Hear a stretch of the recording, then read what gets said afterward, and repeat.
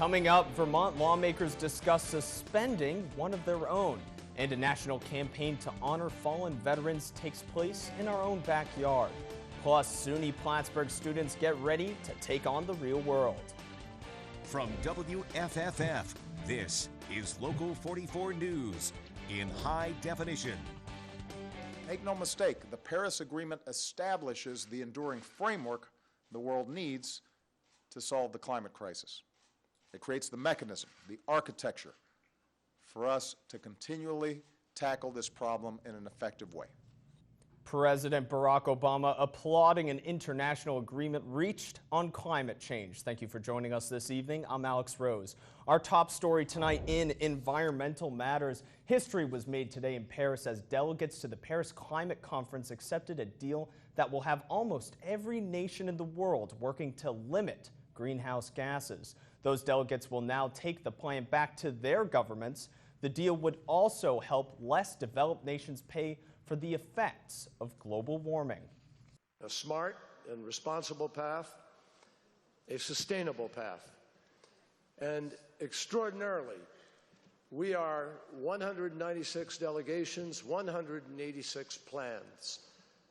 That is a remarkable global commitment.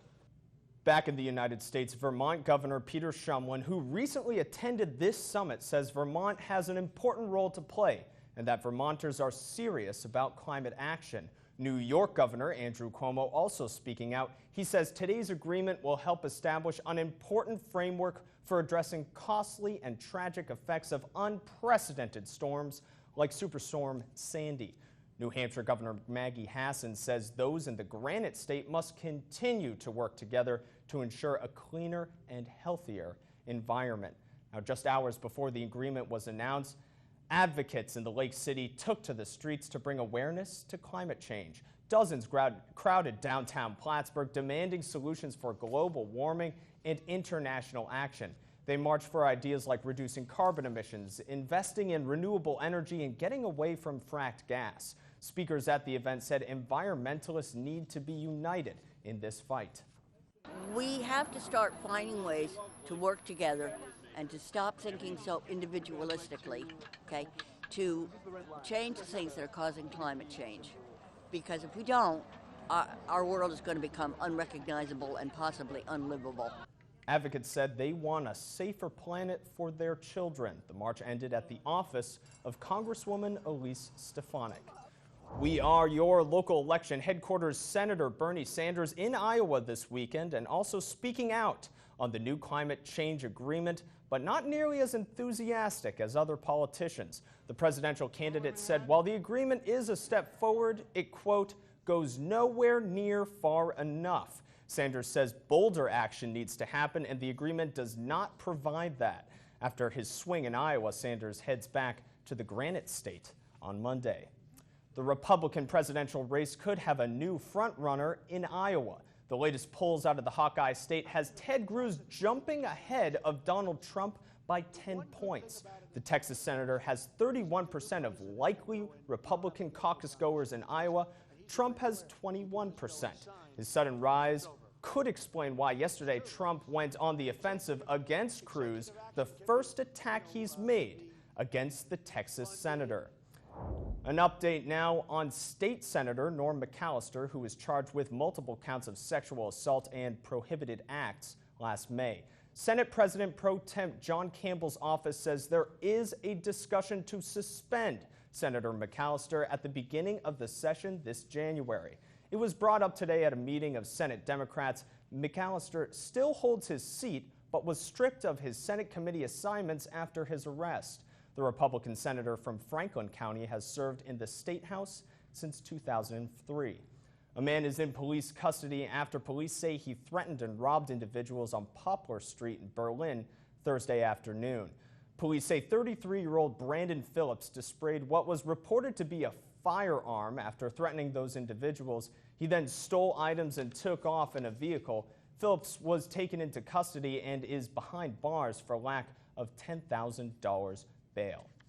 To education matters now. Some students in SUNY Plattsburgh are celebrating a milestone tonight. Now, 316 students, including dozens of master's candidates, received degrees today. Students we caught up with say they're happy the day has come and they're ready for what's next. Feels great. It's been a long road, but I feel very accomplished, and I'm excited to move on to the next stage of my life. Today's graduation exercises included performances by the Royal Canadian Mounted Bagpipe Parade. In addition to the big moments for the class of 2015, Daniel Burke, a 1974 alumni, was honored with the Distinguished Service Award for his lasting contributions to the college, state, and community. Now, in community matters, every year the Vermont Civil Air Patrol holds a memorial event in Barrie, but this year they were in for a surprise. Local 44's Elena Pinto has the story. Fort Ethan Allen Cemetery in Colchester and Old Post Cemetery in Plattsburgh are just two of the hundreds of ceremonies happening across the country. Now, coming up, the FBI investigates a potential hate crime as a California mosque goes up in flames. And the search for evidence continues in wake of the San Bernardino shooting. You're watching Local 44 News at 10. Local news that matters to Northern New York, Vermont, and New Hampshire. Local news that matters on Local 44 News. Around the nation tonight, the FBI describes a fire at a mosque as, quote, an intentional act. The building in Coachella, California caught fire as Muslims prayed. This follows another recent incident at another California mosque. Victor Blackwell reports. The security guard for the mosque says he saw the fire from miles away. I pull up to the intersection, I turn left, and there's a huge plume of smoke. Mushroom cloud. Witnesses and police said someone threw some incendiary device at the mosque around noon Friday. The fire burned the front doors and spread to the lobby before firefighters put it out. Everyone got out safely, and mosque members were forced to pray on the streets outside. As you've seen the brothers over there had praying on the outside, that's one of the obligations that we do. We pray, we do our prayers. They had to do over here on the dirt, not on the rug, but that's what we do. We do pray, give a little message, a positive message, then we go back to work. This attack comes a year after someone fired several shots into the same mosque. That shooter was never caught. If you work a mosque, I'm sure you could imagine, or any church really, but a mosque, it's in the back of your mind. The Riverside County supervisor compared the firebombing to what happened in San Bernardino last week, an hour west of the mosque. If in fact, as it appears, a potential act against this church for reasons of because of the religion, I would think that was terrorism. And terrorism is terrorism, no matter whether it's like we saw in San Bernardino or someone who reacts. They're both terrorists. California Congressman Paul Ruiz called for the firebombing to be investigated as a hate crime. Continuing coverage now as FBI investigators and divers continue to search a lake in San Bernardino, hoping to find evidence linked to the shooting inside a social services center that left 14 people dead.